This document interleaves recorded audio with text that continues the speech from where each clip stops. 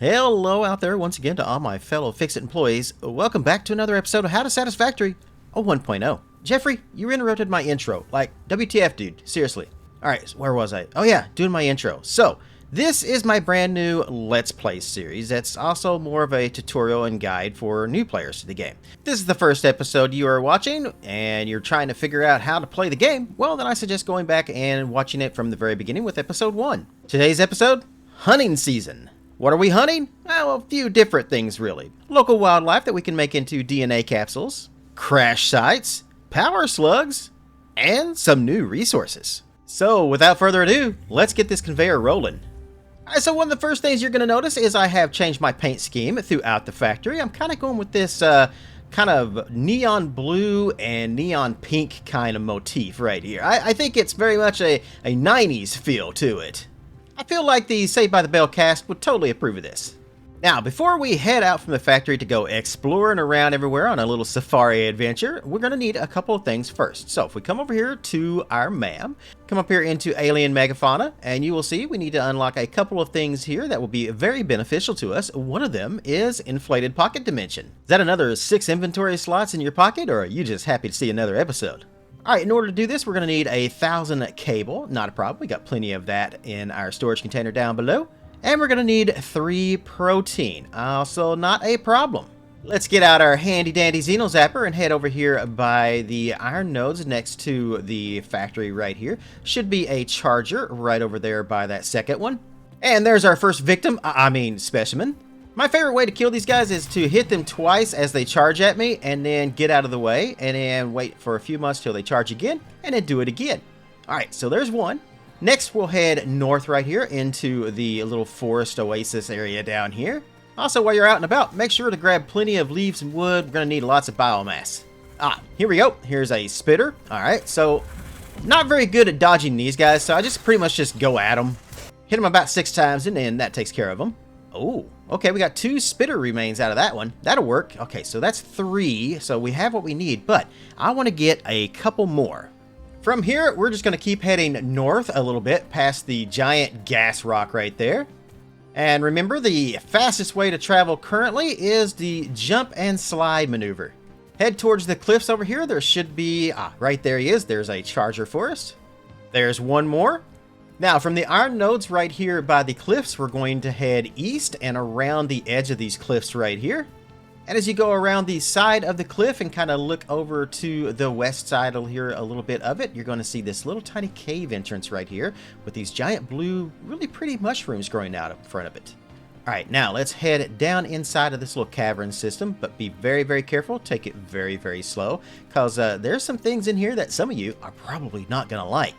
As you make your way in here, you're going to come across one of the first ones. It is a brand new enemy type. These are called stingers, but most players refer to them as the spiders.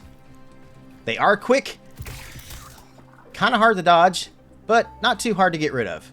There's about 3 or 4 of these guys in here. Sometimes they get stuck on rocks and such, so that kind of does make it a little bit easy. Alright, that's 2. Should be 2 more, I think. Oh, here comes one. Yeah, they only take like 2 hits to kill them, so not too much. However, if you have arachnophobia, well then, that is a kind of a bit of a problem. At the top of these rock steps right here, you're going to find another alien artifact. Once you've grabbed the summer sloop, we're going to turn around. We want to make sure that there's nothing else in here that's going to try to kill us. And we're going to take out our chainsaw. We want to make sure we have at least 2 slots of inventory empty. And then, we're just going to cut down the mushrooms. Want to make sure we can get as much of this as we can in here. We're going to need more than just the tip. Get these last ones right outside the cave here. And there we go. This cavern has been successfully circumcised. Now, we're just going to head all the way back over to our hub. We can make a stop here at our MAM real quick. And now we see we have something new here. Mycelia is now listed under a research tab, so we can go into that. Let's go ahead and research the first one here. It's going to unlock a new research tree. Not a whole lot we can do just yet. We can do medical properties over here, but we're going to need stators, toxic cellular modification for gas nobulisks, but we haven't even started to make nobulisks yet. What we can do is fabric, and that's going to give us the ability to make parachutes now. Expand our tool belt, giving us 1 more equipment we can carry in our hands. synthetic polyester fabric, which we can't really make yet because we do need resin. And it also unlocks the gas mask. Something else we can't really make yet because we need the fabric that we have right here, as well as coal and steel. And we haven't even started making steel yet. Come to think of it, the parachute also needs the fabric that we have to make down here. So, actually, I'm a little confused because in order to unlock the fabric, we need to have some fabric. Weird. Okay, so we can make fabric now. So why do we need to unlock fabric if we already have fabric? Oh, I see. Okay, this is a synthetic polyester fabric. It's just an alternate recipe for it that we can unlock. Huh, okay. That do make sense when you think on it. Also, something I want to do is come up here to alien megafauna, and since we just encountered the stingers, we can go ahead and research that real quick. You don't necessarily need to, but like I've said previously, I just like to kind of unlock everything in a tree. That does, however, allow you to actually make alien protein out of the stinger parts that we find. So really, I guess it kind of might be required in a way.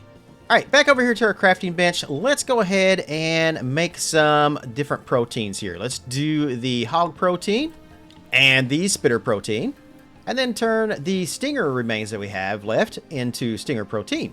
Notice I said protein, not poutine. Alright, one more time, back over here to the MAM, back to alien megafauna, and the first thing we're going to unlock here is going to be the inflated pocket dimension. Oh, yeah, we still need that 1,000 cable. Gonna have to free up some space here. I do have some biomass, so let's go ahead and throw that in here. Ooh, and about time too, because we're getting a little empty. Alright, so let's grab 1,000 cable. Now we can inflate our pockets. And that 6 extra inventory slots definitely gonna come in handy for what we're about to do. Next, we need to unlock structural analysis over here, but we're gonna need a couple more DNA capsules. Not a problem. We should have plenty enough protein to make those. I'm also gonna go ahead and turn all of my leaves and wood into biomass here too. Make sure you do not turn the mycelia into biomass. We want to keep all the mycelia that we have. Plop that biomass in there to get turned into biofuel.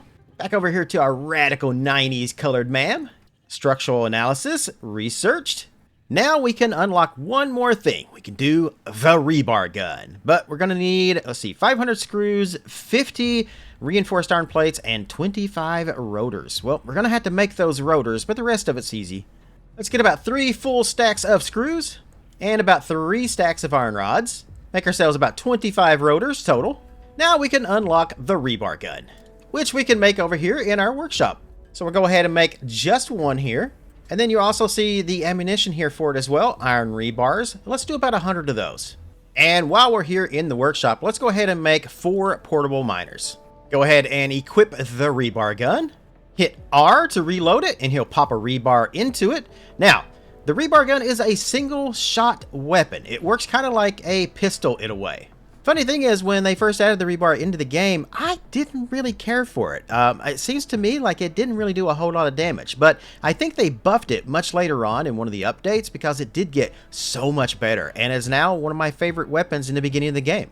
Also, used to, when you fired one, you actually had to hit R to reload it, but they've since made it so if you just click to fire again, it'll actually just reload it. So previously you had to manually load it, now you don't have to. You can just keep firing like that. So fire, reload, fire. I also really like the reloading animation on this. One of my favorite things about Satisfactory is the different animations of things in the game. I think they did such a great job on those particular things. They totally didn't have to, but I feel like they just went a little bit out of their way to make some of the animations just that much better. Alright, so now that we've got the rebar gun unlocked, and it and ammo firmly in our pockets, let's go ahead and start preparing for a little journey. Let's go over here to our personal storage box, and let's see. Oh, look, there's a hand scanner in there. Let's go ahead and grab that out. Then let's put all of the mycelia back into the storage container. Alright, let's see. So we have chainsaw, object scanner, 4 portable miners, about 100 ammo or so. We can go ahead and put that summer sloop in there, and let's go ahead and throw our tickets in the storage box as well. A DNA capsule, a biofuel for the chainsaw, a stack of concrete, stack of cable. You know what? I want to make sure that I have a stack or 2 of all of the material that we're making right now, actually. Don't have any copper sheets on me, so we'll grab a stack of that. And looks like I'm pretty stocked on everything else. Alright, so let's head all the way down here to the very west end of our factory, and then just kind of keep going till we get to the edge right here. Now, do be careful and make sure you do not fall off of here. Let's take a 1 meter foundation, and we're going to face it so that it's kind of towards that little like land platform out there. If we hold down control, we can even put it on the world grid. Then we'll connect onto the platform we just made, and we're going to zoop all the way across. Once we're over here on this little plateau, if we turn to the north, you're going to see a yellow power slug right over there on the edge. But we also have a few of the hogs over here too. Just go ahead and hop down here. Make sure you don't go into the gap right there. We want to get to this level. Grab any slack of the biomass that we can, and then fire away. Let's take out the other one now. Oh, there's 3. Okay. All right, 1 left. Come here, little buddy. Oh. Okay, maybe there's 4. That's funny. There's usually not that many over here. Maybe some kind of glitch. I don't know. I've never counted 4 of these guys over here before. All right. Anyway, let's go ahead and collect their remains. Head over here to the yellow power slug. Let's pick him up. Then we're going to head back to the south side right here, and we're going to drop down here to this other plateau right here. Now that we're down here on this level, we're going to kind of look to the west. We're going to see a crash site right here, but it's probably guarded by at least 1 or 2 of the chargers. Weird. There's always at least 1 down here. Maybe one of the ones that was up there was the guy that was supposed to be down here guarding this crash site. It's a very good possibility. Okay, well, all good though. Let's go ahead and pick up everything that we can here. Then we'll turn our attention to the drop pod. Let's see here. To open it, we need 15 copper sheets, hence why I told you to grab a stack of copper sheets. We'll take that hard drive, go into our inventory, and then let's look at our object scanner right here. Let's place it in the hand where the Xeno Zapper is. Alright, no power slugs nearby right here at the moment, so we're just going to kind of keep heading west up these kind of rocky steps right here. And as we come to the edge of the cliff right here, you're going to see a giant rock right there with a node underneath of it. So let's go ahead, take out a rebar gun, jump to the other side, make sure you do not fall in that gap. And then there should be a spitter somewhere around here guarding this. Oh, there he is. Let's pick up those remains. And here we're going to find our very first Caterium ore node. But not only that, it's a pure node at that. The only problem is we've got this huge giant boulder on top of it that makes it so we can't put an actual miner on there. But what we can do is we're going to take those 4 portable miners, put it into our hand slot, and we're going to place these guys down right here on the edge. Are we cheating? Who's to say? But it's definitely getting it done. And while those guys are doing their work, let's go ahead and do some of our own. Let's bring the chainsaw out, and let's clear up some trees around here. Once we've got all the wood and grass that we can get here, and our portable miners are finished, let's go ahead and grab all the Caterium ore out of all of these. That's going to give us a nice fat 4 stacks. Now we're going to start heading north a little bit, so we need to get up to that plateau right there. Not a problem. If we take out a couple of 2-meter ramps right here, kind of place them right about there, and then up we go. There is a charger up here. Well, there was a charger up here. More importantly, though, there's a blue slug up here. 1 4-meter ramp right there, and collect the blue slug, and collect our material from the ramp. You'll notice I've left all the other ramps so far that we've gotten around here on. Oh, whoa, how'd he get here? I wonder if they fall off the cliff, if they respawn themselves up here. Huh. Alright, our handy dandy object scanner is showing a power slug to the kind of northwest right here. So we're going to make our way up to this other plateau right here. Just jump up to there. Weird. I think the power slug is under us somewhere here. Huh. Okay, well, we do have another charger right over here by these iron nodes right here. So let's make sure to get rid of him. Make our way to the northern edge of this plateau. And right over there, you can see a couple of iron nodes plus another blue slug and another charger. But there should also be one down here somewhere too. Let's go ahead and drop down. And there he is. Now let's head over and grab the power slug up there on the cliffside. One more blue one for our collection. From there, we're going to head west towards the farthest trees you can see right there and those waterfalls. As you get closer to the tree line, you're going to see a couple of chargers over there plus the blue power slug on the tree right there. Rebar gun definitely makes short work of those guys. Grab our power slug, and now we're going to head kind of north. Well, actually, we're going to head back east just a little bit, and then we're going to head north right up this kind of path that you can see going up the edge there. Now, as we approach up here, you're going to see a crash site way up there on top of that plateau. and a power slug right there. We can use the 4-meter ramps to get to the power slug here. We'll take him home with us. Grab our ramp pieces back. Then we need to get to the crash site up there. We can do the exact same thing again. We'll just go with the 4-meter ramps right there on the edge of the cliff. Bring it down. And up we go. Let's see, do we have anything guarding this up here? Anything? Anything? Nope, doesn't look like it. All right, so got some rotors here. We'll take those. Oh, look, steel pipes. Concrete. Some wire. Huh, some rebar ammo. That'll work. Now let's go ahead and open up the drop pod. For this, we're going to need 1 rotor. So we'll just go ahead and click that in there. Grab that hard drive there. And from here, there's one more crash site that I think I want to get to. If you look out towards the western side, you can sort of see some waterfalls out there. And way out there, if your graphics are turned up, you might be able to see a crash site on a little plateau in the middle of the, we'll call it a river. We want to get to that. We can just kind of drop off the edge of the cliff here just a little bit. Just be careful not to drop too far. Oh, got a charger down there. Let's see if I can get him from here. Yep, 2 shots. All right, we'll pick his remains up and head to the west. And just a little bit west of where the crash site plateau is right there, if we have our hand scanner out and we're looking for power slugs, we're going to find another yellow one right over here in this road right here.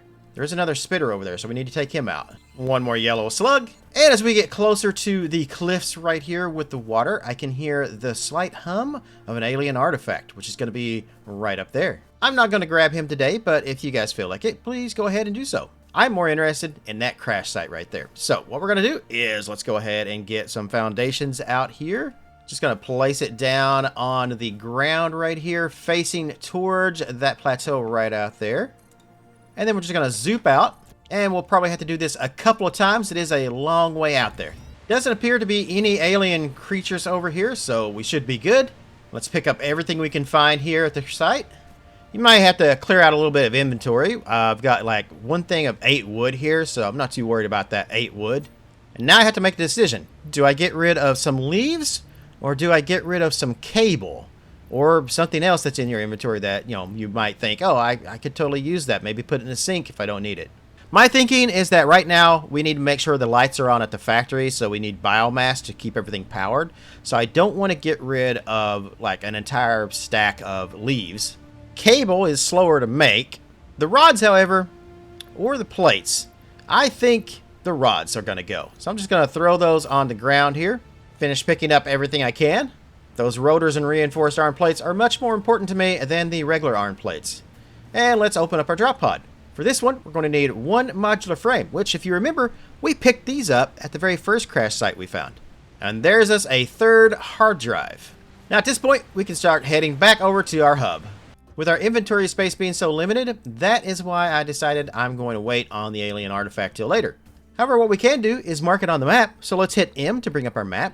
Choose ourselves a little icon. I think the exclamation point right there will probably work. So I'll just click that and then come over right here where my icon of my little Fix-It and Pioneer is and place it down right there on top of him.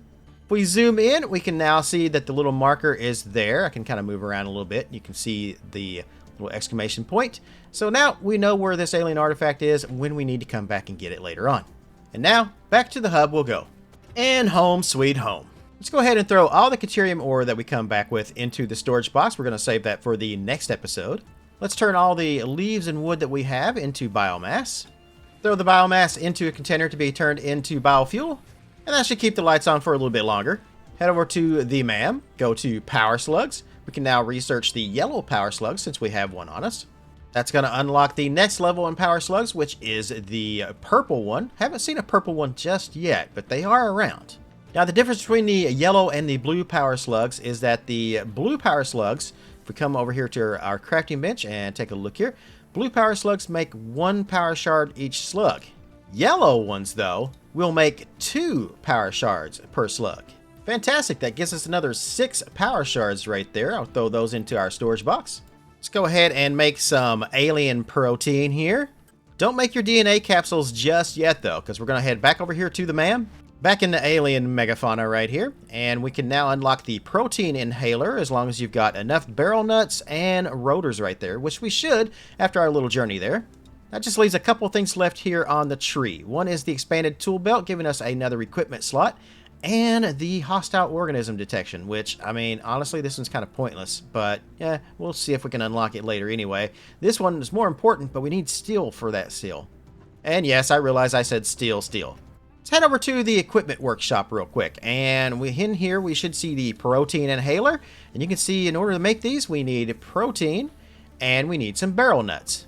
Actually, I don't have enough barrel nuts to do anything with this right now at the moment, but if I did, then we can make the protein inhaler, which is kind of like an asthma inhaler in a way, except it refills your health. These things can be good to have on long journeys, just in case you encounter enemies that may be just a little too tough. Now, so far, we've only encountered the regular enemies, but there are some out there that are alpha versions of the creatures we've already seen. Those are much bigger, much harder to kill. And in some cases, an inhaler like this would be very important to have. Alright, so that's going to do it for today's episode. Hope I've entertained you a little bit over the course of the video, maybe even gotten a slight giggle or two.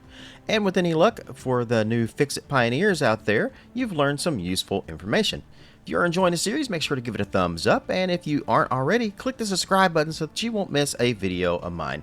Now, I have one more important announcement. As of right now, you can download save files for the first 7 episodes of the How to Satisfactory series, as well as this one over on my Patreon, as long as you are a bronze level or higher. I'm also going to start shoutouts for my Patreons starting in the next How to Satisfactory video. Just my little way of saying thanks for those that support me over there. For now, though, thanks everybody, and wherever you are in the world, good morning, good afternoon, good evening, and good night, and I'll see you next time.